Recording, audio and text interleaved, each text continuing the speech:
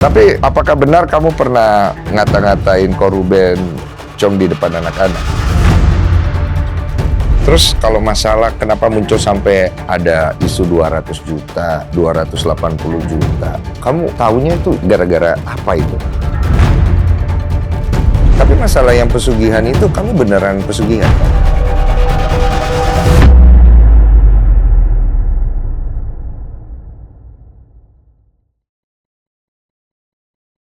Gue tahu di kasus sangat sensitif. Karena menurut gue ini kan masalah keluarga ya. Ada anak. Tapi karena Wenda memang berapa kali ngubungin gue untuk menggunakan hak jawab, supaya bagus, gue harus ngubungin Ruben juga. Karena kan biar gimana kenal dua-duanya.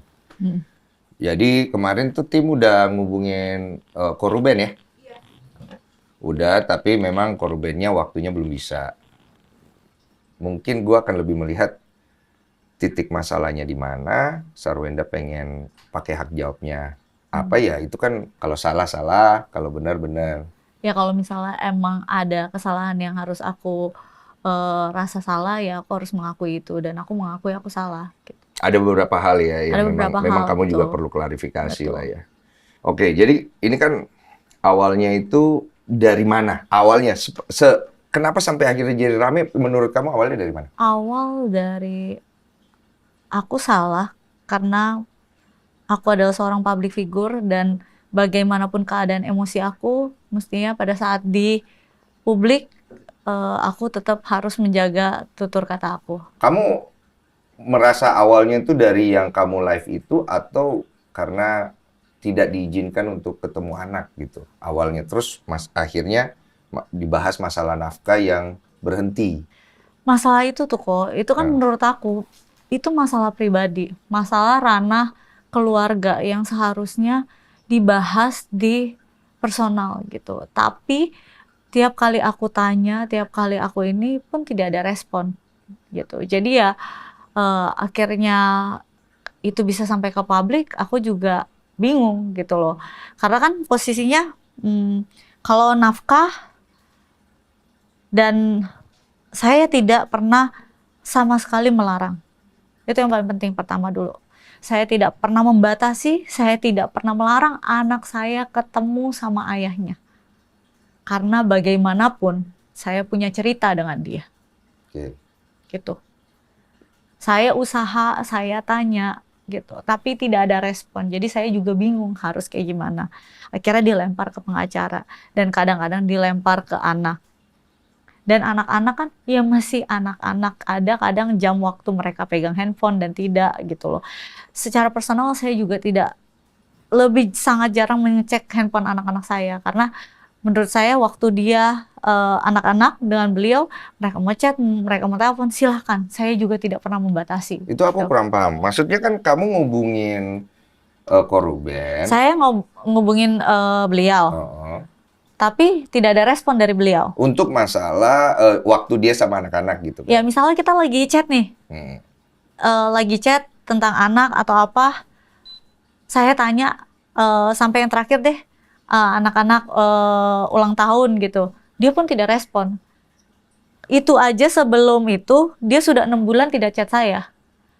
Maksudnya kalau misalnya memang dia ingin ketemu anaknya, ya chat saya udah bilang dari awal, tanya jadwalnya. Karena kan anak-anak ada hobi-hobi mereka, ada impian-impian mereka yang perlu kita support gitu. Jadi ada jadwal-jadwal mereka yang sudah pasti gitu. Saya juga udah bilang, iya ayah ini ada jadwal anak-anak ini, bisanya kapan? Nyocokin jadwal gitu loh. Tapi tidak ada respon. Maksudnya tidak ada respon nih, biar orang nggak salah kaprah ya. Nggak ada respon sama sekali, nggak dibales, atau ada balesan tapi nggak jelas jawabannya. Ada yang nggak jelas, ada yang tidak dibalas sama sekali. Sampai aku tanya, karena yang terakhir ini pada saat setelah ulang tahun anak-anak juga, akhirnya kan setelah 6 bulan nih kok, terakhir aku chatan tuh Desember. Terakhir aku chatan tuh Desember. Nah sebelum itu juga, dia ganti nomor kok. Ganti nomor, tapi aku nggak tahu. Jadi aku chat ke nomor dia yang lama terus dong, yang aku tahu nomornya gitu. Tapi emang ganti nomor Nah, pas terus kamu cek. pada saat itu ada Onyo. Jadi aku tanya sama Onyo, Ohnya nih kok bunda chat ayah nggak delivered ya gitu loh. Ohnya bilang ganti nomor. Baru aku minta kirimin nomornya. Terus saya bilang dong, bukannya saya mau ikut campur dengan kehidupan kamu yang baru, tapi tolong diinfokan kalau ganti nomor. Kan kalau misalnya kita ganti nomor, orang yang ganti nomor yang harus info dong kok. Atau saya yang harus nyari-nyari. Saya jadi bingung gitu loh. Dia nggak infokan gitu loh. Jadi akhirnya saya cari dong. Bukannya mau mengganggu, tapi kalau bisa demi kenyamanan anak-anak kalau ganti nomor infokan ke saya gitu. Ya udah. Nah, Berarti ada miskom di situ ya? ada miskom di situ. Nah, setelah itu chat tuh di nomor yang satu ini gitu. Jadi udah chat di nomor yang satu ini, terus udah kayak gitu terakhir chat Desember lalu. Udah 6 bulan gak chat-chat gitu. Akhirnya anak-anak ulang tahun. Anak-anak ulang tahun itu beberapa hari sebelumnya, karena kan memang kalau sebelum 1 tahunan meninggal almarhum papi aku, katanya 1 tahun itu kita tidak boleh mengadakan pesta gitu. Jadi anak-anak cuma makan-makan keluarga doang gitu. Dan belum ditentukan kapan waktu itu. Karena anak-anak waktu itu mau balet, ada lomba, jadi mereka tuh harus ada latihan. Jadi disesuaikan dengan jadwal anak-anak, terus baru muncul jamnya. Aku udah chat dari beberapa hari sebelumnya. Sudah chat, ayah ada di sini gitu loh acara, kalau bisa datang ya gitu. Dikabarin bisa atau tidak, biar disiapkan kalau mau meja atau apa. Tidak direspon. Tidak direspon. Akhirnya di hari H dia baru respon. Dia baru bilang, maaf aku ada syuting. Maksudnya aku kalau dia responnya pada saat itu, kan kita masih bisa diskusi kan. Aku juga udah bilang, oh gitu, tapi ayah kita kan sebenarnya bisa diskusi dan sebenarnya tahu tiap kali anak ulang tahun tuh tanggal berapa. Berarti komunikasinya tidak lancar. Betul. Ya. Ya. Udah ada miskom, komunikasi nggak lancar. Nah, terus setelah itu disalahkan aku sama orang-orang di luar sana kalau misalnya kenapa tiba-tiba ngechatnya. Tidak tiba-tiba. Saya ngechat benar-benar dari beberapa hari sebelumnya, dan kenapa jamnya segitu ya diatur sama jam anak-anak. Tapi kalau misalnya memang ada komunikasi yang baik, bisa didiskusikan, semuanya bisa didiskusikan sebenarnya dengan baik. Oke. Berarti di part yang itu kamu ngerasa ada kesalahan di kamunya atau memang karena keadaan jadi semuanya jadi salah ya? Di part yang itu ya, yang tadi. Atau kamu nggak tahu jawabannya? Saya bingung sih. Bingung ya? Ya kalau jadi aku sekarang bingung. Oke. Terus kenapa kamu nggak klarifikasi masalah ini seperti kayak sekarang gitu?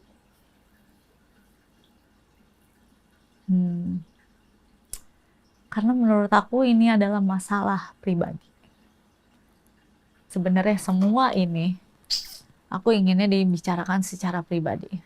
Tapi selalu dilempar, ngomong aja sama pengacara, ngomong aja sama pengacara. Ini anak-anak bareng kan, bukan anak-anak pengacara. Jadi ada hal yang bisa kita lempar ke pengacara, ada hal yang bisa kita kondisikan berdua dan demi kebaikan anak-anak. Menurut saya seperti itu.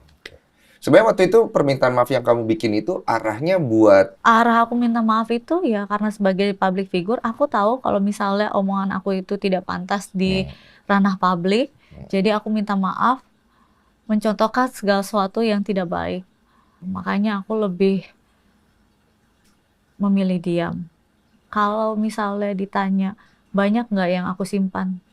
Sangat banyak. Oke. Tapi dari hal itu sebenarnya lu ada kesadaran nggak kalau apa yang lu lakukan itu pasti menyakiti perasaannya korban? Ada kesadaran nggak di situ? Ya kalau aku ada di posisi itu, ya ada perasaan tidak nyaman. Berarti kan dari situ ada ruang koreksi lah. Beberapa bulan ini lebih memilih berdiam. Supaya nggak salah ngomong. Bukan juga untuk mengkoreksi diri sendiri. Kenapa lu ada kesadaran itu datangnya dari mana?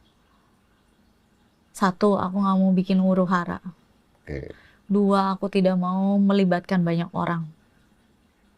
Karena kalian boleh, misalnya, ajarin aku kalau aku salah. tapi tidak untuk menghina dan memfitnah.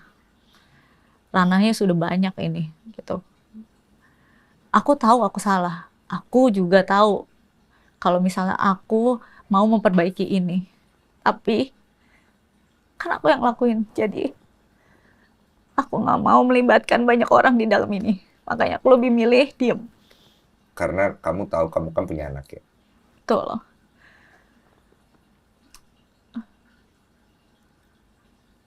Sebagai single fighter lah istilahnya sekarang. Gak gampang sebenarnya kalau menanggapi anak-anak. Dan ketika berita ini blow up, aku sangat takut anak-anak aku tahu gitu tentang berita-berita di luar sana atau kayak gimana.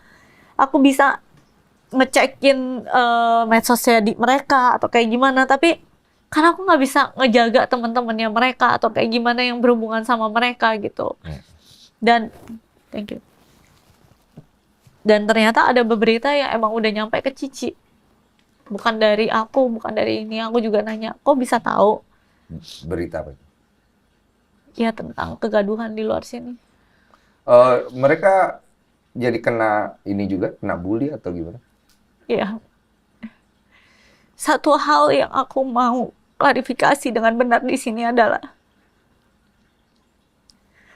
anak-anak aku itu anak-anak yang baik, anak-anak yang sangat sopan, berprestasi. Jadi tidak ada satu kali pun mereka bertutur kata yang di luar sana bilang Nia tahu ngomongin orang pencitraan, itu tidak benar sama sekali. Ketika aku dengar berita itu, aku langsung telepon Nia. Aku telepon Sus ya. Sus, tanyain, emang Nia tahu pencitraan apa? Nia tahu pencitraan. Apa itu? Saya baru pertama kali dengar. Tapi dengan kata-kata itu, anak saya dibully.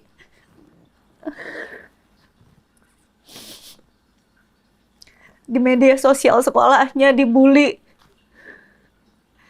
Dibilang anak nggak tahu diri, anak ini, anak itu. Saya sebagai ibu, saya benar-benar sakit hati, sedih sekali karena anak saya tidak melakukan hal itu, tapi dia dihujat sama orang-orang yang tidak tahu melakukan hal seperti itu. Apa? Kalau yang aku tangkep, kalau dari pihak yang nggak suka sama kamu, itu ada terkesan kamu mempengaruhi anak-anak untuk tidak dekat sama ayahnya. Terkesan kamu itu mempersulit Koruben untuk ketemu anak-anak.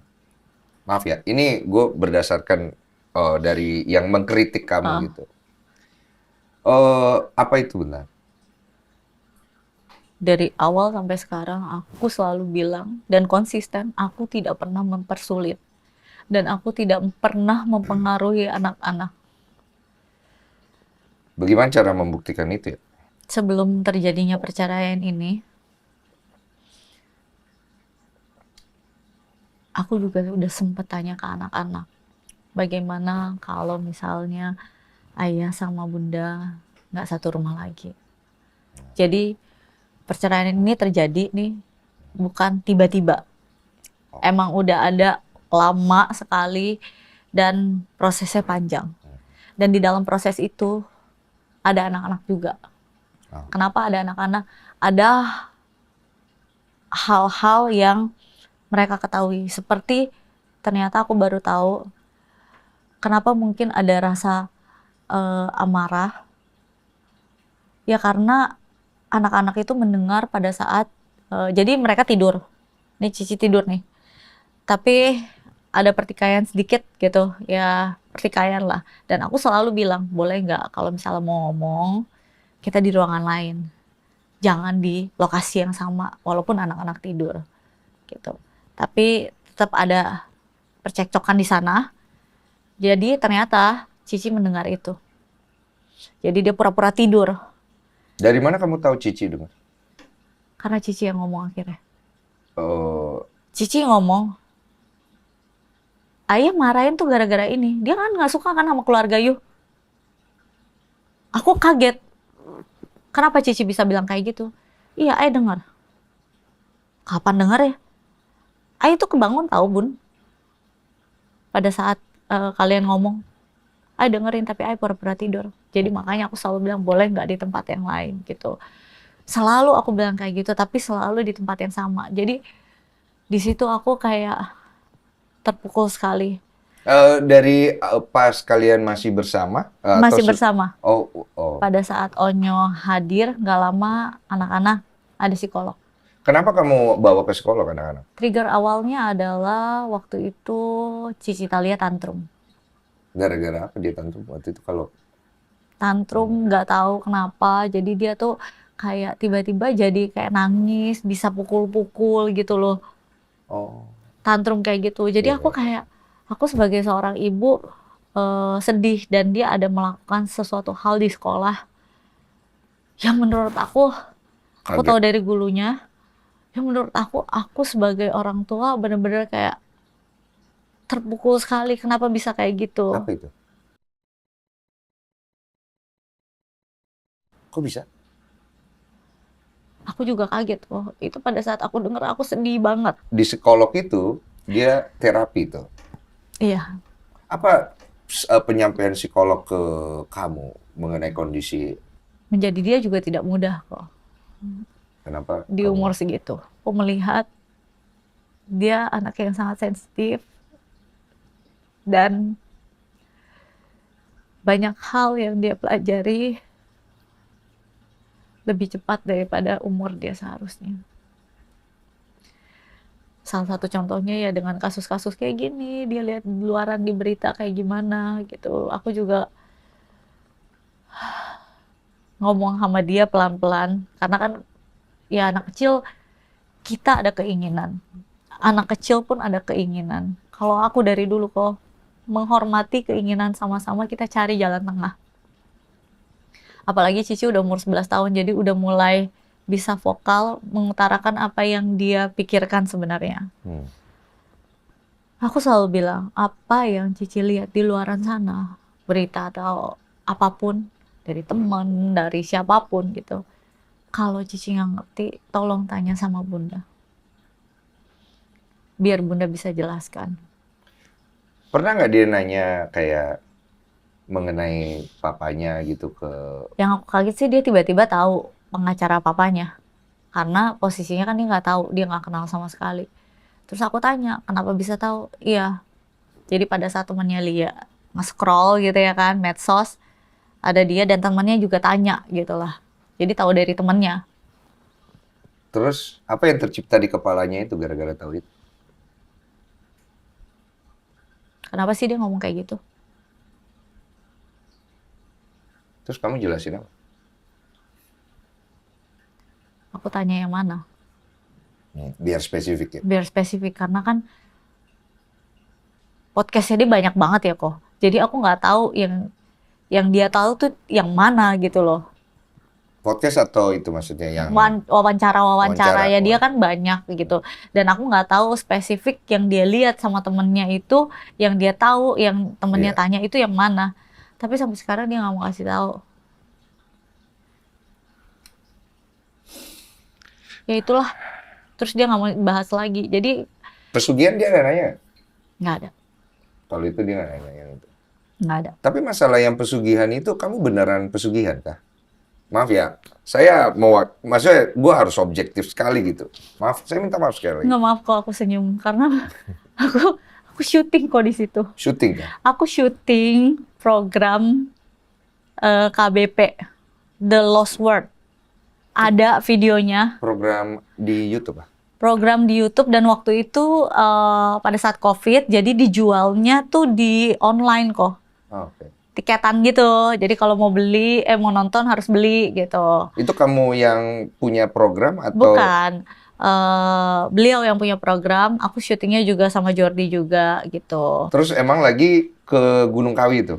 Emang dia tuh ada rute Malang, berapa kota lah. Nah, aku dapatnya yang di Gunung Kawi diaturnya. Karena kan ya kita sebagai artis, ya udah datang aja dong. Karena kan itu syuting horor gitu. Jadi aku ke situ ya emang syuting horor, bukannya berita-berita di luar sana itu sama sekali tidak benar. Kalau di situ kamu memang ada melakukan ritual-ritual nggak pas syuting itu? Jadi pas dateng kita disuruh kayak matur nuhun lah. Oh, kayak izin ya? Izin. Jadi ada adat di situ yang harus dia lakukan, harus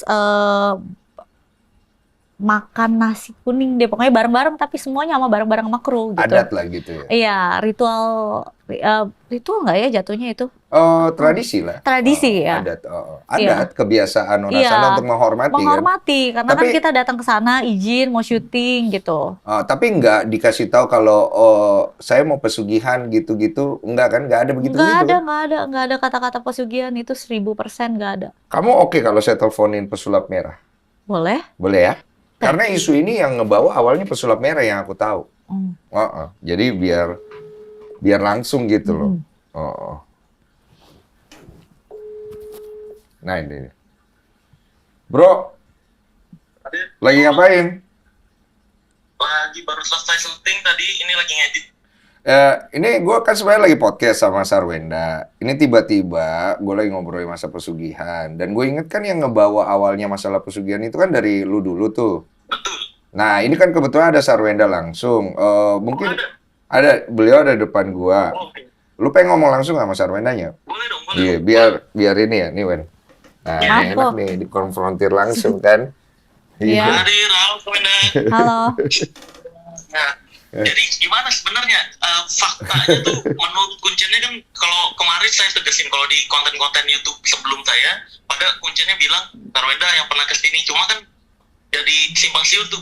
Bener-bener aku syuting gitu. Jadi kita syuting, aku juga nggak tahu kunciannya bawa kemana-mana. Pokoknya dia mengenalkan lokasi sini dijelaskan satu-satu gitu buat kebutuhan syuting. Itu yang pasti. Oh, berarti sama kayak aku waktu syuting itu, cuma dianterin ke lokasi ini, Lokasi ini syuting dikasih tahu. Ya udah, itu juga semuanya sebenarnya ada tayangannya gitu. Udah setelah itu saya nggak pernah ke situ lagi sama sekali.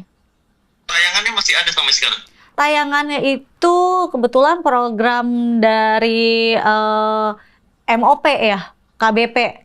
Jadi saya personally nggak ada gitu. Saya tanya Jordi pun nggak ada. Di YouTube-nya ada? Oke. Di YouTube-nya nggak ada karena itu tiket berbayar. Tapi baik. The Lost World, tapi ini apa? Ada fans-fans yang ngirimin aku bukti-bukti. Waktu itu aku juga sempat posting sebenarnya. Gitu. Jadi kayak ada teaser kan. Nah, teaser itu kan ada di medsosnya. Nah, teasernya ada.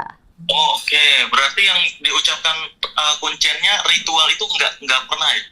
Ritual doa menurut kepercayaan kejawen gitu, kayak pakai dupa gitu, Kak Sarwenda di sana? Ya makan kan mereka kasih gitu, iya buat menghormati gitu loh. Jadi kita semua bukan aku doang gitu loh. Jadi semua tim di situ melakukan kayak Adat. matur nuhun lah, adat di situ gitu. Kayak menghormati adat doang gitu ya? Menghormati adat gitu untuk melakukan proses syuting di situ. Dan Kuncen yang nemenin aku pun udah ngomong kok di media sosial kalau misalnya tidak ada ritual, tidak ada pesugihan sama sekali yang aku lakukan gitu. Tapi berita itu sepertinya tidak naik ya. Kalau fakta biasanya susah naik. Betul. Banyak video-videoku yang dipotong terus menyalahartikan. Ini bukti Sarwenda nih kesana nih karena ritual dan semacamnya. Ya aku minta maaf karena udah banyak orang-orang yang motong sehingga apa yang aku edukasikan jadi nggak sesuai kan. Sebenarnya yang aku edukasikan itu sama, kita mengedukasikan di sana nggak pernah ada pesugihan tumbal itu pembodohan. Bahkan aku nyeritain sejarahnya sebenarnya di Indonesia isu pesugihan baru muncul abad 19 dan semacamnya. Udah clear ya berarti ya? Udah clear, aku Clear, bro. kesana secara profesional untuk syuting. Ya oke kalau Tapi gitu. Kak, bentar Bang Desu, ini bisa jadi ketika kayak gini nanti ada komentar-komentar netizen, wah mana ada maling yang ngaku kan gitu ya Kak ya? Kita nggak bisa membuat semua orang sayang sama kita atau suka sama kita. Yang bisa kita lakukan adalah kita menjaga diri kita sendiri, orang sekitar kita, dan ya kita udah kasih tahu faktanya seperti ini, ya balik lagi biar mereka mau terima ya sudah, nggak mau ya sudah, kita ya udah legowo aja. Oke. Jadi satu sama lain saling meluruskan aja gitu. Betul. Jadi fix ya, Kak Sarwenda tuh mungkin Pak Jokowi juga begitu ya, jangan-jangan yang disebut ya. Iya. Di sana cuma berkunjung dan semacamnya, makanya. Oke. Ya, luar biasa. Pokoknya poinnya udah jelas. Aman-aman Bang Desu. Iya, makasih banyak. Thank you. Semua timnya ya. Siap. Selamat. Jadi isu yang mengenai ada orang yang bilang kalau kamu punya asisten dulu, terus dia menjadi saksi kalau kamu melakukan pesugihan itu kamu nggak kenal ya? Nggak kenal. Terus kalau masalah kenapa muncul sampai ada isu 200 juta, 280 juta, kamu taunya itu gara-gara apa itu? Dari pihak pengacara sana kan. Itu kenapa? Jadi awalnya tiba-tiba ada debt collector datang ke rumah aku pada saat aku lagi live kok. Ini setelah kalian udah pisah ya? Udah pisah. Terus? Debt collector otomatis itu posisinya aku kaget karena ya sebagai seorang perempuan ya kok, dan aku seumur hidup nggak pernah disamperin debt collector, dan security aku di bawah juga panik. Bun ada Berapa orang? debt collector yang datang gede-gede. Ya, ada videonya. Berapa orang? 2 gede-gede gitu. Aku bingung cari apa gitu loh. Ini ada tagihan mobil. Masalahnya mobilnya nggak ada di aku juga. Mobil itu atas nama siapa? Kalau di surat yang debt collector lihat bukan atas nama aku pastinya. Oh, tapi kenapa cari kamu? Katanya debt collectornya, asistennya bilang di sini mobilnya. Asistennya siapa? Asistennya beliau bilang mobilnya di sini. Oh, itu keterangan si debt collector itu? Betul, ada bukti chat yang dikasih sama asistennya, debt collectornya juga. Katanya asistennya bilang di sini kali gitu. Makanya debt collectornya datang ke rumah aku. Permasalahannya apa? Belum dibayar. Oh, berarti itu mobil dikredit ya? Iya, di kredit belum dibayar. Mobilnya ada di mana? Nggak tahu, nggak ada di rumah aku. Aku juga nggak tahu bentuk mobilnya yang mana. Mobil apa nama mobilnya? Range Rover ya? Range Rover. Betul. Yang kemudian itu atas nama Atas nama mantan aku. korban. Iya. Apa penipu kali itu? Debt collectornya penipu. Tapi nomor asistennya yang dikasih lihat, aku konfirmasi benar. Oh, oke. Jadi akhirnya setelah debt collector datang, kemudian Aku bilang sama debt collector ya, boleh dilihat apakah ada mobilnya di sini. Saya aja nggak pernah lihat bentuk mobilnya itu yang mana gitu. oke. Berakhirnya gimana tuh sama debt Akhirnya sempet dia kan datang sempet rada tinggi collector? lah. Apa? Intimidasi juga. Iya sangat gitu loh. Jadi aku juga bilang, ya mohon maaf di sini nggak ada, dan posisinya waktu itu juga anak aku mau pergi, ada anak aku yang pulang gitu. Jadi ya keadaan cemas ada dong, dan keadaan sangat tidak nyaman ada dong. Kemudian Dan kemudian habis itu aku langsung chat chat ke? ke beliau. Oh, Ini kenapa ya kok bisa ada kesini gitu. Tapi diresponnya apa ya? cek dulu. Nih, aku chat. Tapi itu dibalas. Katanya udah ganti nomor. Enggak, ini udah nomor baru yang aku tanya. Oh. Akhirnya, ini nomor baru. Nah, habis ini yang aku kemarin chat, aku pindah rumah, ternyata bukan nomor ini lagi, udah ganti lagi. Aku nggak tahu. Oke, satu-satu ya. Heeh. Jadi kamu chat itu intinya apa? Jadi pertama pengacara aku tanya ke pengacaranya. Ini ada Oh, kamu sampein ke pengacaramu. Betul, Terus ya suruh kan? hubungi pengacaranya. Gitu. ya suruh hubungi pengacaranya. Terus kayaknya nggak direspon. Jadi Kamu chat langsung. aku chat juga gitu. Di sini ada Ya, intinya debt collector datang debt lah. collector datang. Nggak dibales. Ini 8 November. Oke, intinya nggak dibales. Nah, 15 November aku chat lagi. Heeh, Ayo kita ketemuan yuk, duduk, cari solusi. Nggak dibalas lagi. heeh. 20 November, aku chat lagi. Hmm. Kapan kita mau menyelesaikan masalah anak-anak dan biar mencari solusi lah. Hmm. Nah, akhirnya 20 November, dia bales gitu loh. Berarti Ya. belum ganti nomor. Belum ganti nomor gitu loh. Nah, ini aku balas, dia balas nggak poin yang masa debt collector? nggak ada sama sekali. Dia tidak membahas. Oke. Jadi dia cuman kayak jadwal anak-anak mana. Nah, aku kasih nih jadwal anak-anak nih, panjang banget nih. Oh, oke. Senin, Selasa, Rabu gini. Aku udah kasih nih. Ini jadwalnya tanpa ada kegiatan gini. Terus dia malah nanya kapan ada waktu buat dia. Maksudnya kan di jadwal ini ada waktu yang kosong. Hmm. Jadi maksudnya aku ya cocokin sama waktu anak-anak juga kalau Mungkin ini. maksudnya adalah lu kasih tahu dia yang mana jadwal dia bisa ketemu Nah, anak-anak. ini udah kok. Jadi ini sampai ada jamnya. Anak-anak berarti kan setelah ini free. Oh, maksudnya dimasukin jadwal juga Oh, mungkin. enggak. Enggak, Dia yang aku tangkap mungkin maksudnya beliau masukin jadwal juga di jadwal anak-anak nanti jam sekian ketemu ayah gitu. enggak. Jadi kapan bisa untuk ayahnya? Ada. Aku bilang kalau mau minggu nggak apa-apa. Aku bilang Oh, kayak gitu. ada. Oh. Setengah anak-anak ke gereja biasanya kan juga begitu. Aku bilang anak-anak ke gereja dulu. Oke, minggu aku jemput pulang ya gereja. Aku bilang oke, jam berapa sampai rumah ayah biar anak-anak bisa siap-siap makan-makan dulu gitu Bagus loh. tuh. Nah, aku nggak pernah Ketemu akhirnya gitu. ketemu anak-anak ketemu gitu loh. Ketemu terus udah kayak gitu nggak apa-apa dan terakhir aku chatan sama dia nih sampai nilai fotoin rapot anak-anak, aku pun fotoin. Oke.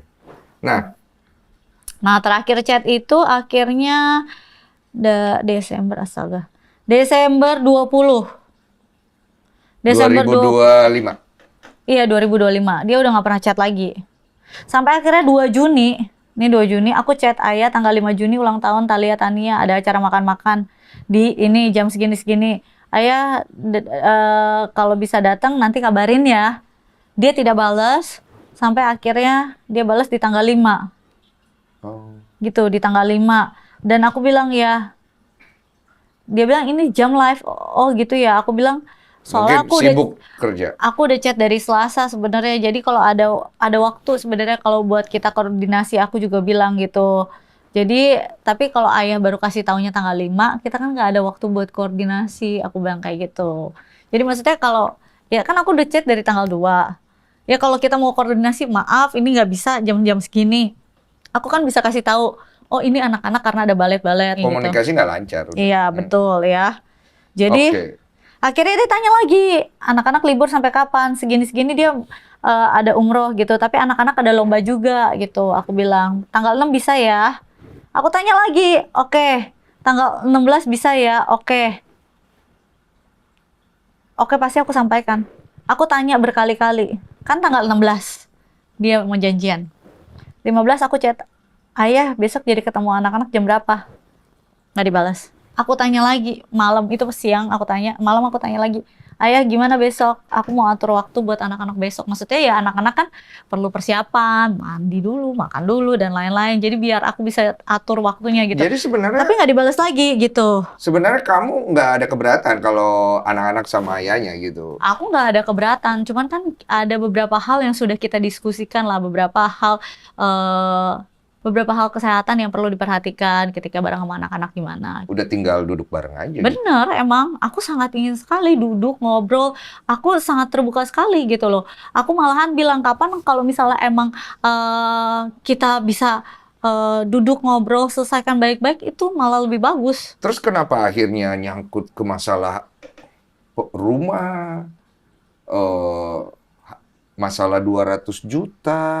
Jadi gini kok, aku rasa ya setelah aku ini putar balik gitu. Rumah yang sekarang ditinggalkan ini itu masih ada tanggungan di bank. Nominalnya juga fantastis. Menurut aku ini nominalnya banyak gitu. Pada saat kita sebelum perceraian, kita sudah membuat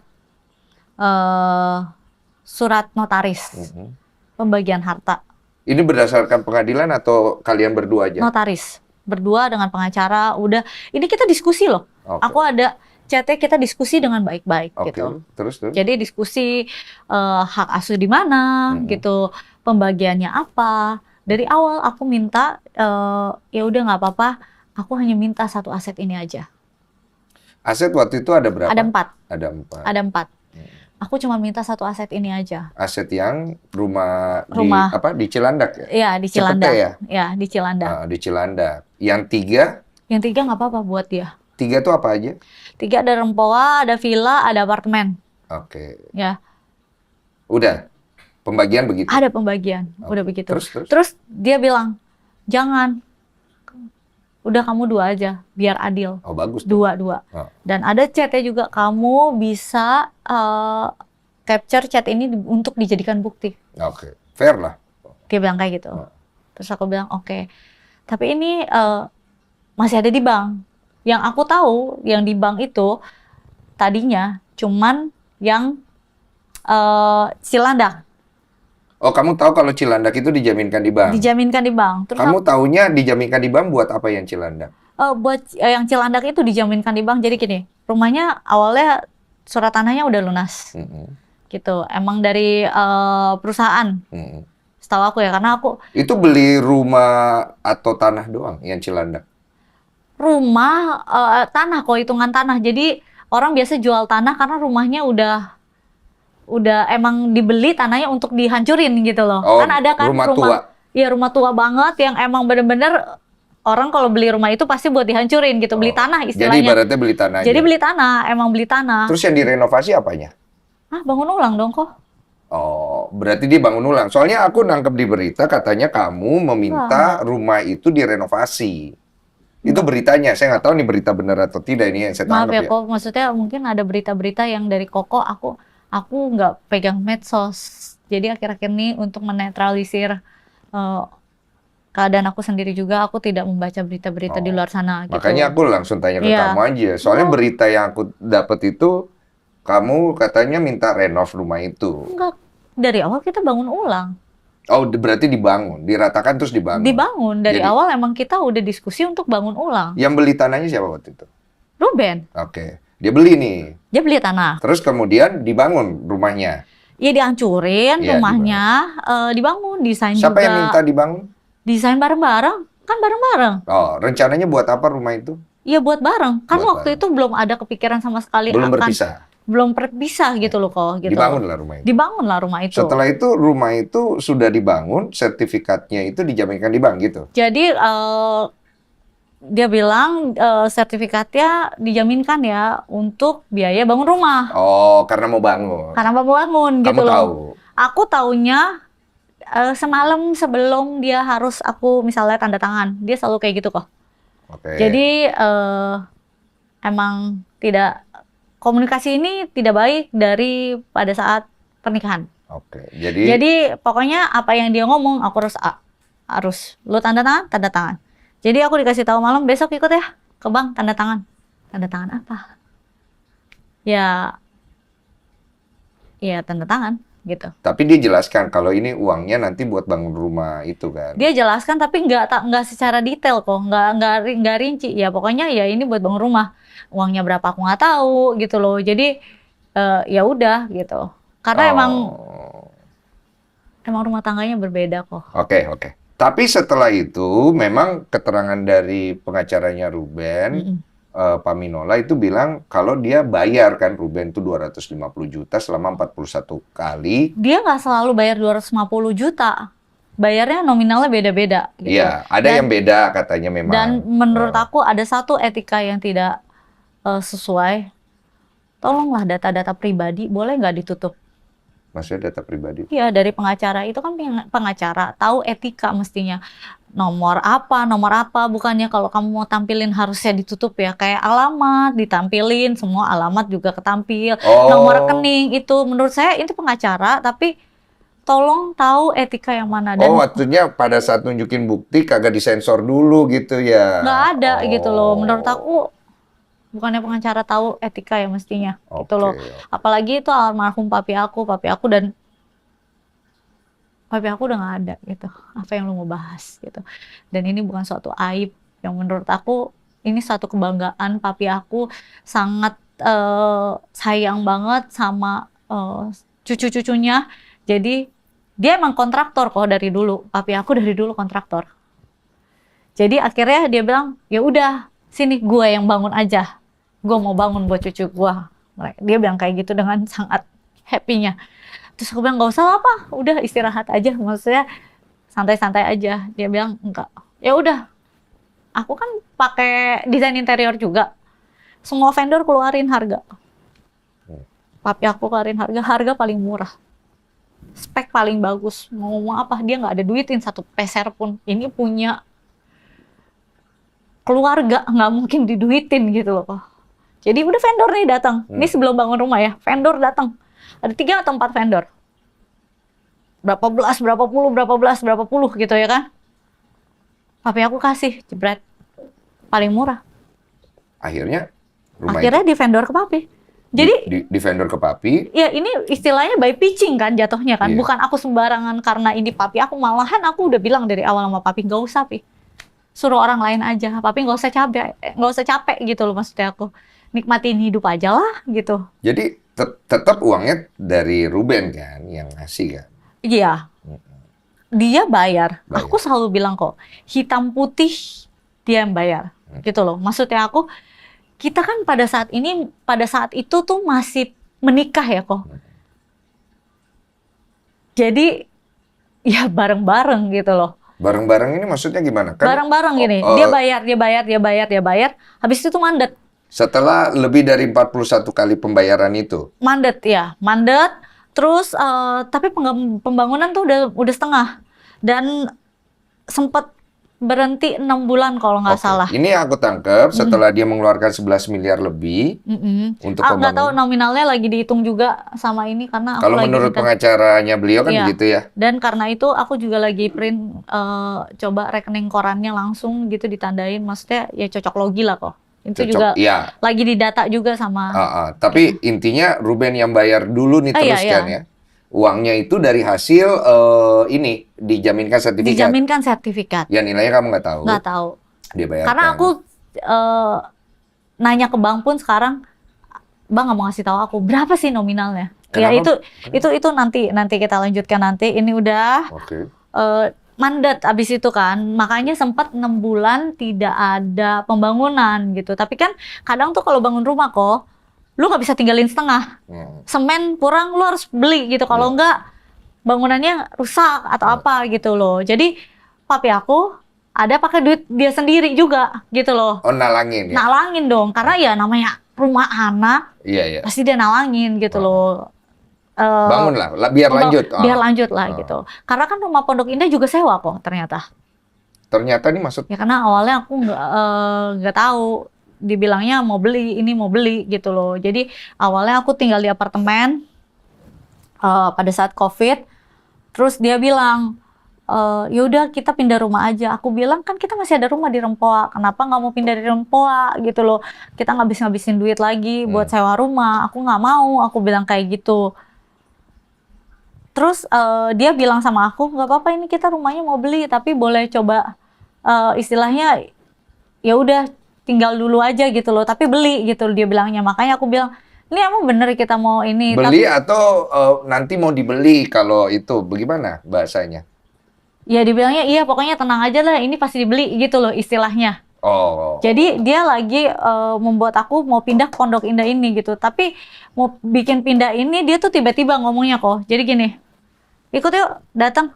Nih kita tinggal sini ya. Hah? Maksudnya gimana? Kan aku udah bilang jangan boros gitu loh. Kita habis dari apartemen, dia bilang terlalu sumpek lah apartemen gitu. Kita pindah ke rumah yang lebih besar. Terus aku bilang ya ngapain gitu loh. Kita pindah aja dulu ke Rempoa, kan kita masih ada rumah gitu loh. Ya buat apa kita harus sewa? Terus kita sendiri punya rumah. Aku mikirnya kayak gitu kok. Maksudnya ya sebagai istri pasti maunya hemat lah. Lah yang rumah yang di Dan kita mau bangun rumah kan? Iya, ini Cilandak itu. Nah Cilandak maksudnya aku kan mau bangun rumah nih. Iya. Ngapain kita harus ngeluarin duit buat sewa rumah? Yang buat bangun rumah di Cilandak kemauan siapa? Kemauan berdua atau Ya siapa dulu? barengan. Siapa yang awalnya beride gitu?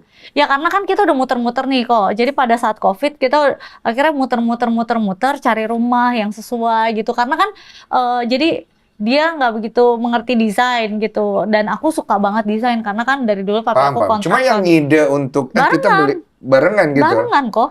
Yang menginisiasi. Kalau kayak aku di sini kan Ciolif menginisiasi. Kalau keputusan di rumah aku mayoritas semuanya dia.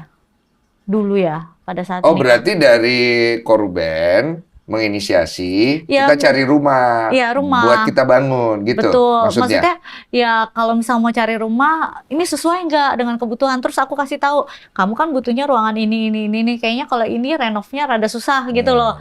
istilahnya aku yang konsultasi lah, dia nanya ini aku kasih tahu gitu. Akhirnya ya udah kita berpikir ya udah bangun rumah aja gitu, Oke. bangun rumah. Nah ini kan Lanjut ke ini pindah Pondok Indah. mm-mm. Pondok Indah akhirnya aku baru tahu sewa, dan ketika itu sewaannya juga udah mau habis. Maksudnya aku ngapain kita buang-buang duit buat bayar sewa lagi, berarti kan kita harus cepat selesaiin rumah kan, Iya, biar nggak boros. biar nggak boros. Nah, waktu itu rumah belum selesai, sewa udah mau habis. Aku bilang, ya udah nggak apa-apa, aku balik lagi aja ke apartemen atau Rempoa gitu. Ya nggak harus sewa lagi, kita kosongin aja gitu. Mungkin barang-barang yang nggak cukup kita taruh aja yang di Cipete. Maksudnya ya di box-box, kalau perlu ambil gitu kan. Pindah rumah juga capek ya kok. Pindah rumah itu kan butuh waktu yang lama. Dia tetap nggak mau. Maunya? Ternyata kok, aku kirain di apartemen kita bisa pindah. Jadi ada kiriman kasur baru lah ke rumah Pondok Indah. Mm-mm. Kasur buat siapa? Aku nggak pesen, aku bilang gitu. Disuruh kirim bapak ke apartemen. Mm-mm. Jadi mungkin dia sudah ada planning buat tinggal di sana bersama yang lain. Security diomelin habis-habisan dong. Karena kenapa bisa ketahuan ke aku kalau mau kirim kasur ke apartemen? Tapi kamu nggak ada bukti kan itu? Nggak ada, tapi kita ada berantem. Dia juga tahu mestinya. Kita lanjut ke masalah rumah Nah, yang udah dibangun. Kan Nah. akhirnya pakai uang papamu. Ya akhirnya pakai uang papi aku dulu dong. Papi aku santai, tenang gitu terus. Tapi aku bilang, ya nggak bisa Pak, ini kan secara profesional gitu loh. Lo harus ya kalau misalnya emang udah mandek ya udahlah, mau gimana lagi gitu. Dan pada saat mau pindah itu akhirnya rumah udah hampir mau jadi. Itu sisa uang berarti pakai uang papamu semua? Pakai uang papa sama pakai uang aku. Oh, kalian patungan. Tapi Jadi yang di papi tuh nominalnya masih lumayan lah kok. berarti Koruben itu 11 miliar lebih. Heeh. Kamu keluarin uang juga nggak? Uang, keluarin. Berapa banyak kamu keluarin uang? Aku lagi hitung juga kok. Sejauh ini yang kamu hitung berapa? Itu sama papamu ya? Enggak sama papi. Oh, kamu sendiri nih Aku sendiri. buat lanjutin pembangunan. Benar. Papimu punya pengeluaran gimana? Ada juga Itu diganti sama Koruben.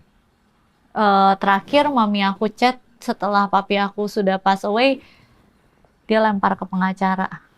Oh, oke. Yang kamu keluarkan berapa? Berapa? 20 miliar. Belum selesai ngitungnya. Belum selesai. Ada buktinya? Ada. Tidak omong kosong lah istilahnya Enggak gitu. kok. Makanya ini kan lagi dihitung. Kalau misalnya omong kosong pasti aku Karena kan asal ngomong. balik ke kamu lagi gitu.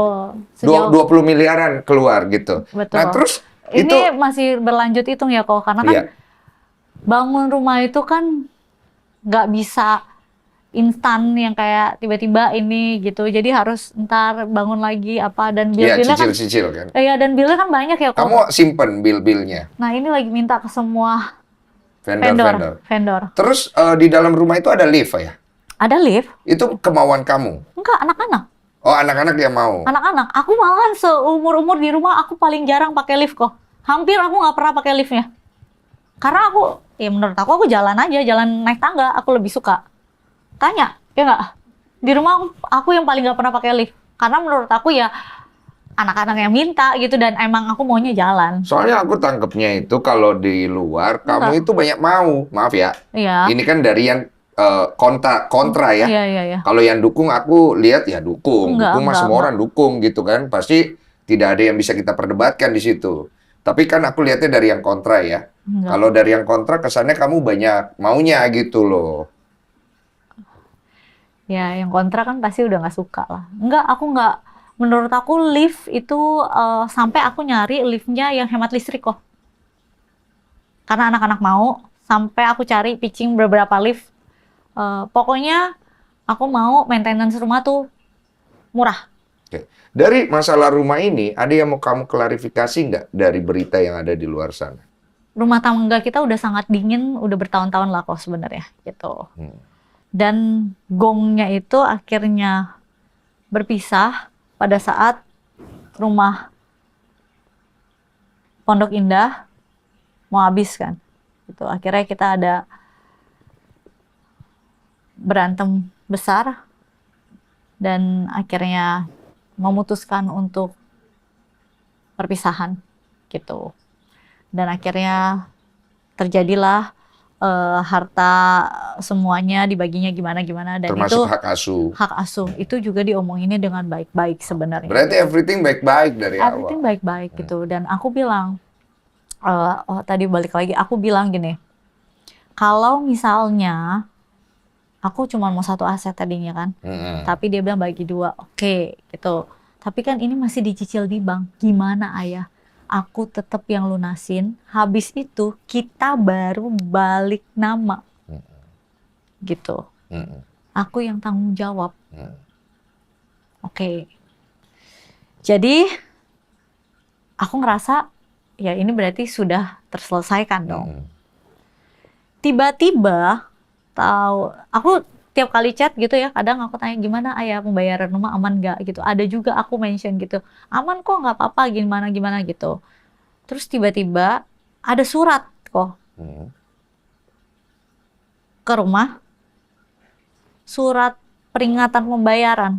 Oh, ada tunggakan. Tunggakan gitu. Aku konfirmasi ke dia.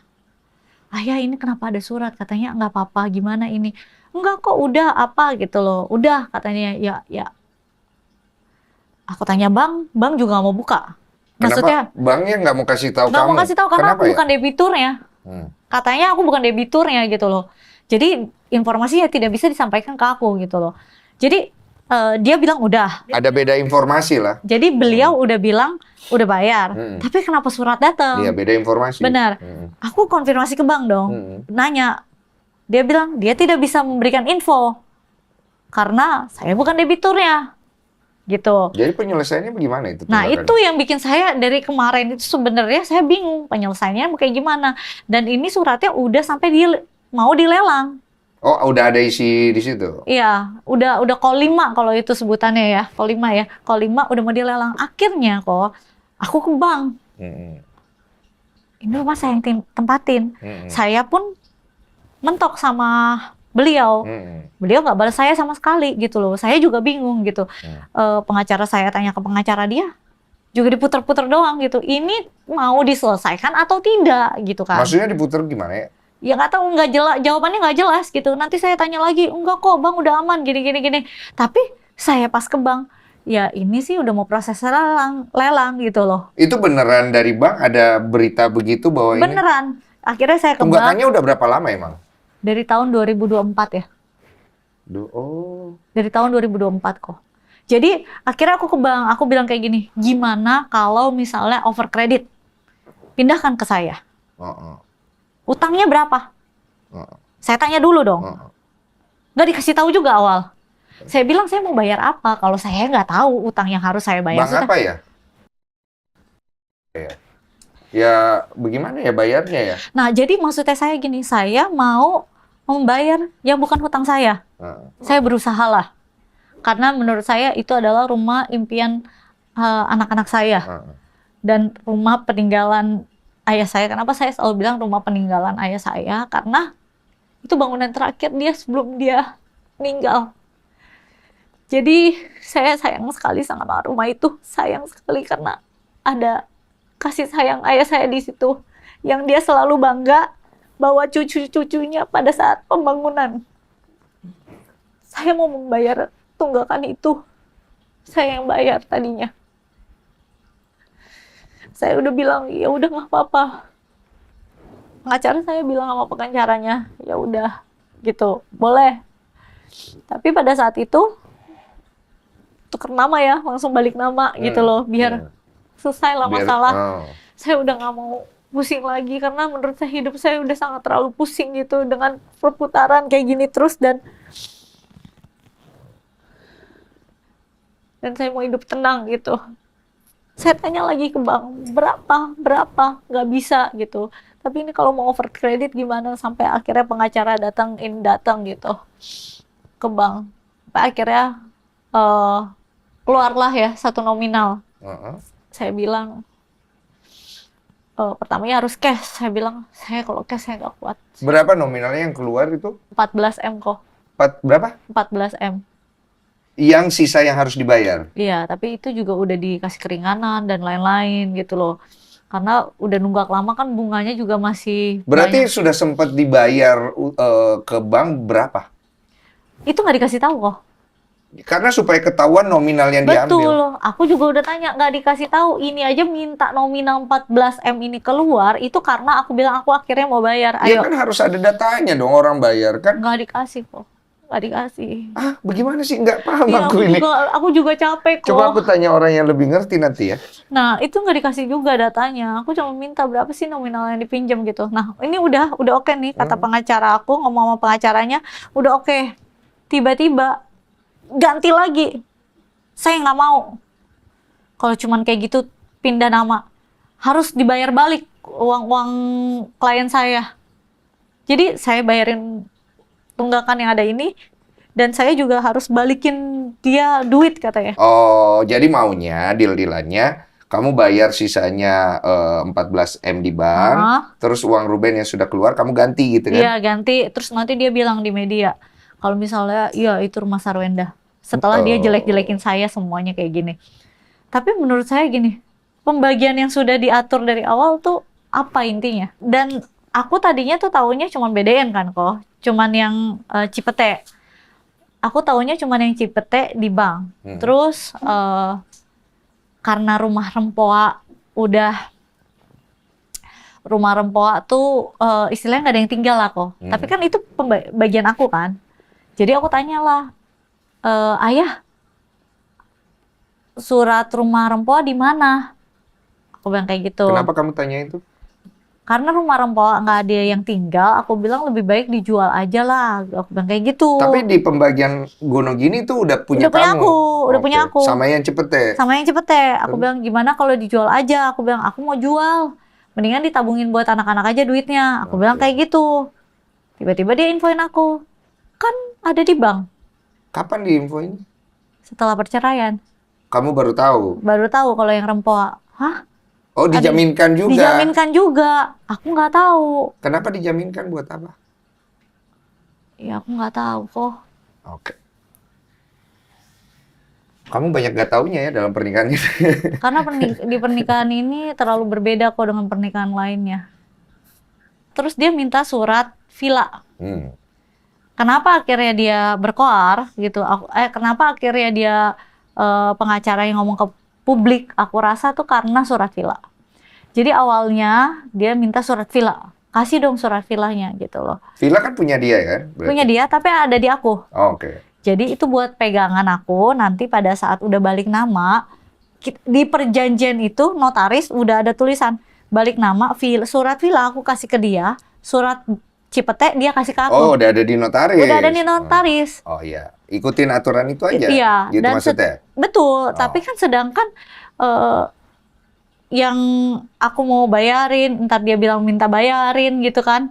Itu aja nggak jelas. Terus tiba-tiba ini mandek nih, yang omongan rumah tadi kita ngomongin tuh, udah mandek sampai di situ aja kok. Nggak ada respon, jawabannya nggak ada gitu. Terus tiba-tiba minta surat villa, gimana tuh? Pengacara aku kan pasti nggak kasih kan? Kita selesaikan dulu ini. Mau diselesaikannya bagaimana? Aku sangat ingin menyelesaikannya, tapi sampai akhirnya aku berpikir, aku sudah merelakan. Jadi aku pindah aja. Kalau memang mau dilelang, dilelang. Aku cuma mau ya apa yang menjadi jeripaya aku di sana, orang tua aku ya balikin lagi aja gitu. Jadi aku mau membangun sesuatu hal yang baru lagi untuk hidup yang lebih nyaman dan damai lah kok. Berarti alasan kamu untuk pindah, sekarang kamu di rumah baru itu kamu beli atau kamu kontrak? Kontrak kok. Oh. Kontrak karena keadaannya sangat tiba-tiba dan aku mengambil keputusan ini juga sangat berat buat aku gitu. Jadi ya yang pasti aku mencarikan tempat yang nyaman dulu buat anak-anak karena terakhir ada debt collector datang lagi kok. Kata dari pengacara Bang Minola itu nggak ada dia konfirmasi ke bank kalau bank tuh tidak pernah mengirim debt collector. Jadi debt collector yang datang itu debt collector mobil, debt collector pinjol, dari handphone, kartu kredit bank, semuanya ngontaknya ke nomor aku. Oh, bukan rumah ya? Bukan rumah. Rumah bukan tidak pernah kirim bukan debt rumah. collector ya? Bukan rumah mengirimkan surat lelang. Iya, berarti benar omongan dia. Soalnya kalau gua nggak salah tangkap, Bang Minola bilang kalau dari bank nggak pernah ngirim debt collector gitu Enggak, kan? ini bukan debt collectornya itu dari mobil, Mobil. tunggakan mobil, dari pinjol. Siapa yang pinjol? Atas nama siapa pinjolnya? Pokok lihat aja gimana. Yang pasti bukan atas nama aku, Atas nama siapa? atas nama beliau. 3 mobil yang datang. Heeh. Untung itu keadaan jam 10 malaman, gitu. 3 mobil yang datang. Beneran itu Ko Ruben? Nomornya sih. Oh, nomornya. Oke, oke. Jadi dia minta. Ada KTP-nya juga kok. Oke, karena kan itu perlu di cross check semua. Iya, iya, kan? ada KTP-nya, ada ini gitu. Karena Ntar- kalau enggak kan nanti simpang siur Oh, juga. enggak, iya ada. Pokoknya dia dimintanya ke kamu. Iya, dia datang ke rumah aku. Kenapa dia minta ke kamu? Aku juga nggak tahu kok. Aku Loh, nggak turun. Kamu nggak tanya? Aku nggak turun. Oh, siapa yang Itu turun? security di bawah. Aku udah nggak mau ketemu-temu itu lagi deh. Trauma aku kok. Debt Oke. collector pokoknya. Jadi nggak kelar itu masalah debt collector pinjol itu ya? Maksudnya aku gini. Aku bilang kalau ada debt collector saya tidak meminjam duit. Jadi tidak meminjam apa-apa. Kalau saya maksudnya bilang sama security saya kalau ada debt collector datang jangan panggil saya lagi. Saya trauma. Saya takut. Ya iya loh kok, saya di rumah, saya perempuan, 2 anak saya perempuan gitu. Tiba-tiba kayak gitu didatengin banyak orang, didatengin ini, ya ada kepanikan lah dalam diri saya, itu pasti gitu. Dan saya merasa nggak nyaman di situ jadinya gitu. Iya. Dan saya nggak mau anak-anak saya melihat ini semua gitu loh. Kan saya aja panik gimana anak saya kalau misalnya pas lagi turun ngelihat orang sebanyak itu datang ke rumah gitu loh. 3 mobil kok. Terus apa yang membuat kamu akhirnya melaporkan akun-akun di sosmed sampai akhirnya berujung ada boykot Sarwenda? Saya sebagai seorang ibu, bagi anak-anak saya pun tetap menjadi anak bagi ibu saya. Mama saya baca berita dari teman-teman, dia sakit. Dan dia merasa sedih lah pasti, sakit hati anaknya dikatain dan difitnah yang paling penting. Dan difitnahnya bukan cuman difitnah saya doang, tapi difitnah keluarga-keluarga saya. Dan itu udah masuk tanah fitnah kok. Dan sara lah istilahnya. Mama saya langsung bilang, ya udah. Makanya pengacara saya kenapa beda kok. Karena yang pengacara yang ini mama saya yang tunjuk laporkan. Oh. Karena sini sudah mencemarkan nama baik keluarga dan almarhum papa saya. Dan sudah mengandung unsur Almarhum papa Sarah. dibilang apa emang? Iya, pokoknya udah difitnah lah kok. Aku nggak baca yang part itu soalnya. Maksudnya difitnah Iya, apa? maksudnya ada beberapa account jadinya yang aku pun Maksudnya papamu dibilang apa begitu? Biar aku bisa tangkep ya. Hah? Dibilang apa? tumbal pesugihan. Dibilang apa? Dibilang aku menumbalkan papa aku Untuk? pesugihan Gunung Kawi. Oh, jadi kamu dibilang menumbalkan papamu untuk pesugihan Gunung Kawi. Betul. Aku dikata-katain dengan bahasa yang tidak pantas. Apa itu? Lontar lah, jual diri lah. Emang Cindo kan emang pasti jual diri gitu kayak. Mami aku sedih lah anaknya yang dia didik, dia sayang baik-baik. Ya, diomongin kayak begitu. Gitu. Jadi ya, dan ada beberapa tahun jadinya yang dilaporin. Nah, dari situ, dari petisi itu, di threads itu aku lihat ada capturean kamu kesannya pakai buzzer itu. bayar P100 apa gitu, gue nggak ngerti. Tapi di situ dibilangnya kamu pakai buzzer. Boro-boro ngerti buzzer. Bagaimana membuktikannya kamu nggak pakai buzzer ya? Mau buka rekening kok. Buktikan aku ada transfer buzzer nggak gitu. Tapi kamu berani bersumpah kamu nggak pakai buzzer begitu? Ya berani bersumpah lah kok, karena emang bener-bener aku nggak pakai buzzer gitu loh. Ya emang ada fans-fans yang emang sangat mensupport dan selalu kalau misalnya pada saat live sebelum kejadian ini pun gitu ya, mereka banyak bikin VT-VT kita, mereka banyak nonton kita live, dan itu kita ngobrol di live itu kan orang real ya kok. Oh, jadi itu yang kalau yang ngedukung tuh orang asli lah maksudnya Iya, gitu. jadi maksudnya kita ngobrol gitu loh, dan waktu itu aku juga pernah ngadain acara gathering, ketemuan bareng, mereka lunch gitu. Jadi Bukan robot-robotan yang dibayar gitu untuk ngebuzzerin, bukan gitu maksud bukan, kamu. tapi Oh, sebenarnya pada saat kejadian itu aku sempat berpikir, jadi jadi dulu aku kan pada saat masih muda aku punya fanbase lah kok. Pada saat nikah aku punya fanbase gitu, tapi sempat kecewa juga karena dari dulu kan aku selalu hidupnya dihina. Iya, dihina ntar sama ini, sama itu gitu. Jadi menurut aku di dunia ini aku tuh sendiri. Terus ketika adanya mereka tiba-tiba, ya pada saat aku live bareng sama Gio gitu, jadi terbentuklah Sargio ini. Aku baru mulai percaya kayak beneran ada lagi ya, ada ya yang bisa sayang, bisa support, dan bisa real gitu ke aku. Jadi pada saat itu aku baru mulai main sosmed lagi, baru mulai lihat-lihat lagi, karena aku selalu terharu ngeliat effortnya mereka. Kalau misalnya mereka bikin VT gitu kan, aku tahu, aku dulu ngedit, jadi tahu kalau ngedit itu kan nggak gampang gitu. Jadi aku selalu kalau bisa aku komen, dan aku baru berasa ini beneran ada orang-orang yang bisa sayang juga gitu. Ya, pada saat badai ini aku sempet takut kayak mereka beneran masih ada nggak buat aku gitu. Tapi ya terima kasih buat kalian yang masih selalu ada. Sorry. ada beberapa poin yang memang harus Sarwenda evaluasi ya. Aku tahu Berarti kok. ya. Karena ada beberapa hal yang Aku tahu seharusnya mau gimana pun keadaan emosi aku yang lagi nggak stabil. Kalau misalnya kita sebagai public figure, kita mau mencontohkan sesuatu hal yang baik di publik.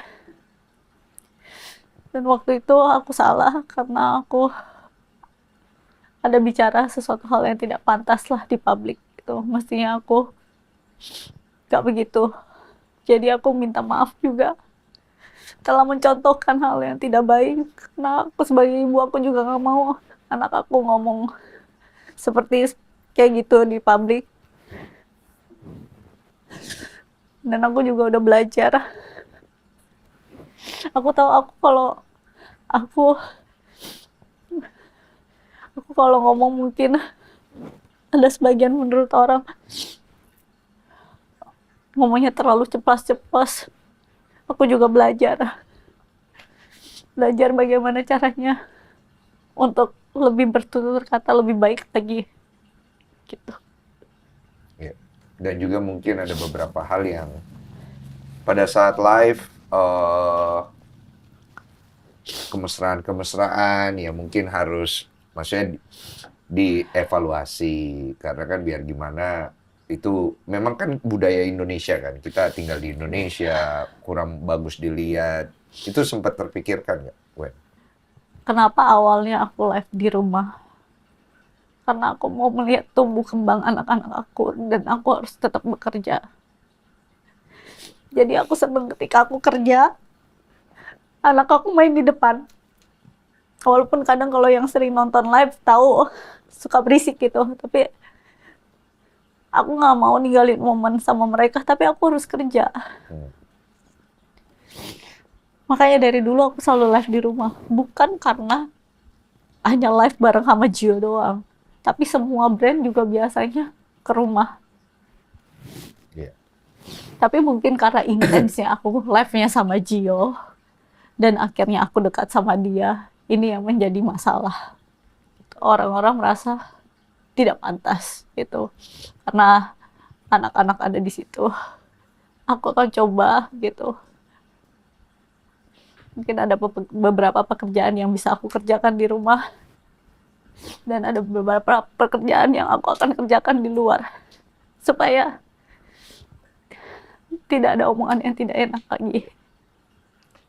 Nah, kalau untuk urusan nafkah, itu kan dari korban ke anak-anak. Kamu maunya gimana akhirnya itu? Dari masa pernikahan, bill yang aku kasih ke dia selalu bentuknya kayak gitu. Dan rinci. Kenapa model kayak begitu dari awal nikah? Aku ada notes-nya kok. Nih. Mana tuh ya? Udah lama nggak ini. Konsepnya emang Nih. mau dari kamu begitu atau dari korban yang mau begitu? Karena dia kan nanyanya detail. Jadi aku pun orangnya detail. Aku kasih tahu sampai 5.520.000. Aku pasti kasih gitu loh. Jadi Intinya kamu report, nanti Report. rembes gitu. ya rembes. Oh, oke. Tapi kalau dilihat di situ, memang jumlahnya banyak sekali ya yang kamu minta. Katanya 1 bulan 200 juta ya? Nih Koko lihat juga. Nggak selalu Koko. Kadang ada bayar anak sekolah. Mungkin nominalnya lebih tinggi gitu. Ini Maksudnya lebih tinggi dari 200 juta? enggak. 200 juta itu paling banyak deh kok kayaknya. Oh, Nggak, variatif. nggak lebih, ini ada 100 lebih gitu. Jadi itu beda-beda. Oh, jadi nggak selamanya sebulan itu Enggak. 200. Ada yang 100, ada yang 200. Benar-benar. Itu kamu maunya gimana sekarang? Itu dari awal kita mau berpisah, aku udah bilang kasih sayang ke anak-anak ataupun kehidupan anak-anak yang seperti biasanya kayak gimana, biarkan mereka seperti biasanya. Karena aku tidak mau karena perceraian ini mereka jadi terganggu. Karena perceraian ini terjadi gak ada sangkut pautnya sama mereka gitu loh. Jadi dari awal udah ngomongin baik-baik, dan ini sistem emang dari waktu aku mulai baru nikah belum punya anak. Oh, Udah rembes. terus itu kan kalau lihat dari pengeluaran, itu pengeluaran sebesar itu kemauan siapa? Itu kayak kursus, kayak apa? Itu dari kemauan kamu atau kemauan korban atau dari mana? Les itu kan dari awal anak-anak udah les, sebelum perceraian juga udah les. Hmm. Jadi les itu kenapa? Aku juga selalu nanya anak-anak, butuh nggak kamu? Misal ada pelajaran yang dia tidak bisa, dia mau les, butuh nggak kamu? Kalau kamu nggak butuh, nggak apa-apa, aku tidak akan memaksakan kamu les gitu. Tapi kalau kamu butuh, kamu les gitu loh. Karena menurut aku, anak aku udah jadi anak yang broken home, istilahnya kan seperti itu. Oh, aku nggak mau sampai mereka cari nyaman di luar. Cari nyaman di luar adalah ketika kita lebih nyaman cerita sama orang luar daripada di dalam rumah, betul? Apalagi anaknya perempuan gitu. Jadi aku selalu mencoba mengajak anak-anak aku berdiskusi kalau misalnya mengambil keputusan, biar mereka merasa involved dalam masalah ini gitu. Jadi aku tanya, mereka butuh les gak? Tuh, mereka mau les. Mandarin mau les, mau balet, mereka sangat suka. Sebagai orang tua ngelihat anak-anaknya sangat happy dan Ya, Pak. dan mereka berprestasi setiap kali lomba, pasti ya dapetnya lumayan bagus lah kok gitu. Tapi kan kalau di sini lomba kita keluarin duit kok, keluarin modal. Kita mau lomba, kita udah bayar lomba. Lombanya ke luar negeri, kita bayar tiket. Pada saat lomba kita bikin baju baru. Beli sepatu balet. Sepatu balet kalau dipakai berapa lama sekali harus ganti. Stocking juga kan dipakai gampang robek gitu. Dan mereka balet tuh seminggu bisa 4 kali.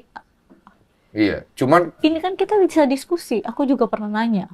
Gitu loh. Kan ini emang sistemnya rembes dari awal.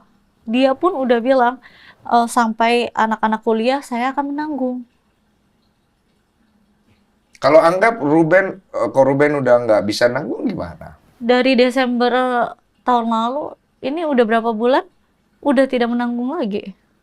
Memang. Iya, itu karena dia merasa dia nggak boleh ketemu anak-anak katanya.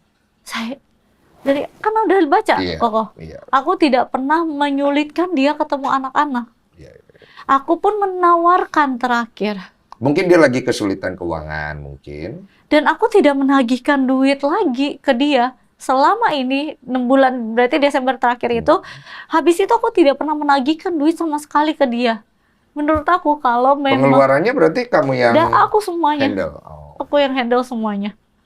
Terus katanya kenapa pas ditanyakan rincian nafkah untuk apa aja, Wenda katanya marah-marah. Iya, begitu beritanya. Gak ada yang marah-marah kok. Sekarang gini, aku tulis misalnya kebutuhan anak. Mm-mm.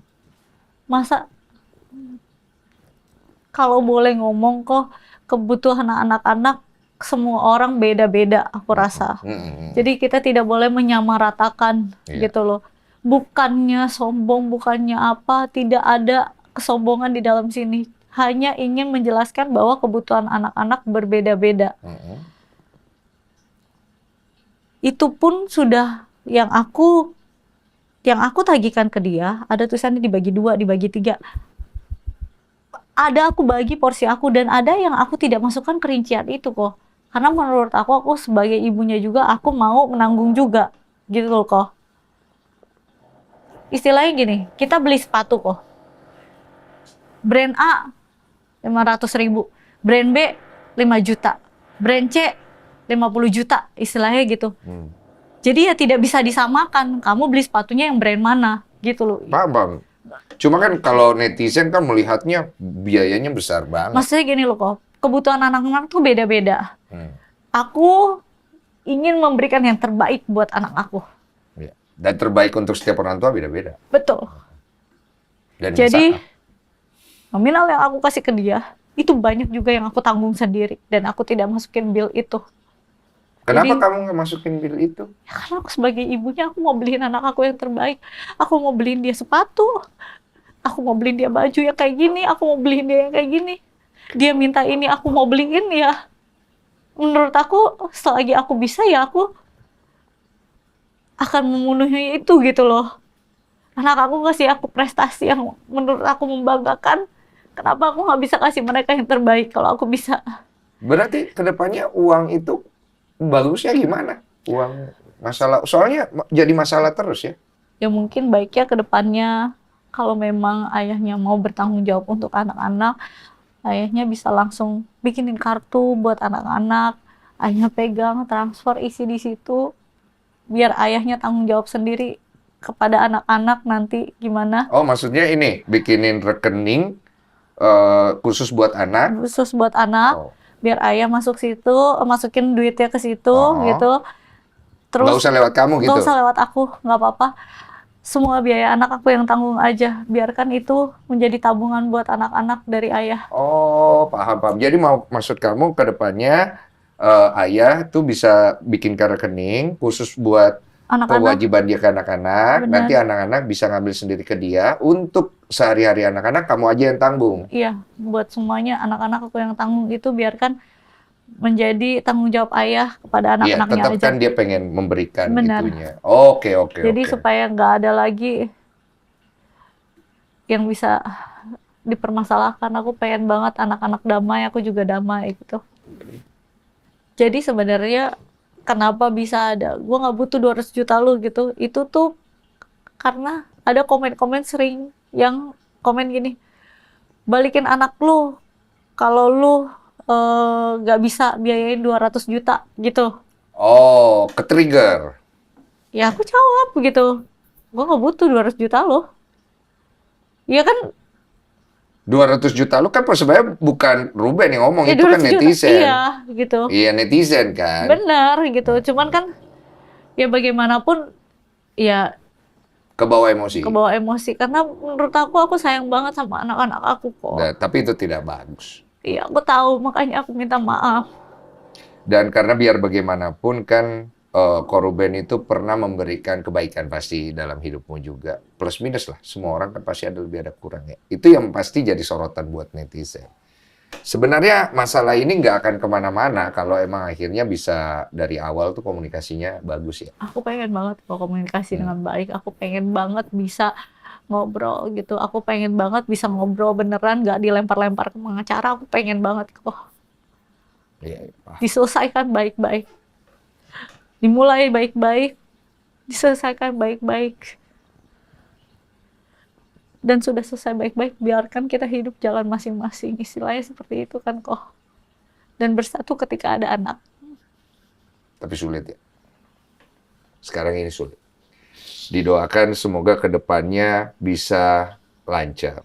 Karena biar bagaimanapun, kalau dari POV saya sebenarnya kan dari awal memang tidak mau mengundang karena menurut saya terlalu sensitif. Tapi karena kamu butuh tempat untuk bicara, maka saya kalau kasih, saya harus mengundang juga Ko Ruben supaya saya tetap di tengah. Kenapa? Karena menurut saya kalian dua orang tua. Tuh. Anak itu tidak ada kalau tidak ada kamu, tidak ada Ko Ruben. Betul kan? Dan biar bagaimanapun, Ko Ruben pasti ada kebaikannya yang dikasih ke kamu dan ke anak. Begitu pula kamu. Gitu. Tapi sayangnya memang kehidupan tidak berjalan semulus apa yang kita pikirkan. Di tengah jalan berpisah. Ada yang bisa co-parentingnya bagus. Ada yang dari awal bagus. Ada yang ribut dulu, akhirnya jadi bagus untuk anak-anak. Ada yang nggak bagus-bagus sampai kapanpun. Tapi paling nggak, kalian bisa bicara dari hati. Dan saya doakan semoga masalah ini bisa segera selesai tanpa harus terlalu jauh di publik ya. Karena biar gimana dampaknya pasti paling besar ke anak-anak ya. Itu yang aku pengenin. Aku selalu bilang, boleh nggak kita selesaikan pribadi. Iya. Tapi apakah benar kamu pernah ngata-ngatain Ko Ruben Cong di depan anak-anak? Itu dari berita yang kita dapat itu. Ya nggak pernah lah kok. Sumpah kok. Sumpah aku nggak pernah. Itu kan gimana pun bapaknya anak-anak. Kamu yakin ya? Aku yakin. Bisa bertanggung jawab. Bisa pertanggungjawabkan. Bisa tanya ke anak-anak. Pernah nggak aku ngatain kayak gitu di depan anak-anak? Tidak mungkin. Saya aja kalau berantem, saya nggak mau di depan anak-anak. Saya nggak mau anak-anak saya mendengar kata-kata yang kasar atau kayak gimana. Bagaimana bisa saya ngomong kayak gitu di depan anak-anak? Terus hasil mediasi kemarin itu bagaimana hasilnya? Aku udah berjanji di hakim mediator kalau misalnya tidak, ya hasil itu biarkan kami bertiga yang tahu. Aku, hakim mediatornya, dan beliau gitu. Jadi aku menjaga rapat seperti setiap kali dan gak bakal ngomong ke siapa-siapa gitu. Maaf ya. Jadi permintaan dari hakim mediator jangan di... Nggak boleh. Oke. Nggak boleh gitu. Dan aku sangat menghargai itu karena menurut aku itu privasi yang ada di dalam gitu. Jadi ya aku sangat meng-keep itu. Semua harus komit lah. Betul. Karena kan biar Komit. Semuanya baik. Bener. Ya udah, kalau begitu ada lagi yang mau disampaikan? Udah nggak ada? Nggak ada kok. Semoga segala sesuatunya bisa cepat selesai. Cepat selesai. Benar. Semoga netizen bisa satu suara untuk mendoakan Ruben dan juga Sarwenda supaya bisa menyelesaikan masalah mereka. Karena itu biar bagaimanapun kamu pernah menjadi bagian dari hidup Ruben, Ruben pernah jadi bagian dari hidup kamu. Tuh. Dan kalian punya anak. Ya. Yang terbaik saya doakan. Podcast ini bukan untuk membela atau menyudutkan siapapun. Ini bukan tentang menangkal. Ini untuk kebaikan anak. Makasih. Thank you.